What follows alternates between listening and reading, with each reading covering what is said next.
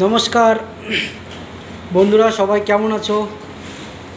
বিদেশে এসে পয়সা কামানোটা খুবই সহজ মনে হয়। মানে আমাদের ইন্ডিয়া থেকে অনেকেই এরকম হয়তো ভাবে যে বিদেশে এসে খুবই সহজে পয়সা কামানো যায়, কিন্তু সম্পূর্ণটাই ভুল।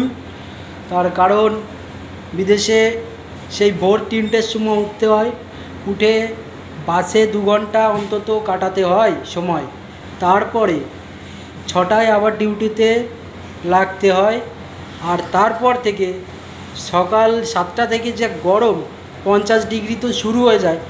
আর সারাদিন তারপরে তো নিচে কাজ, উপরে নয়, নিচে। ঠিক এরকমটা দৃশ্য।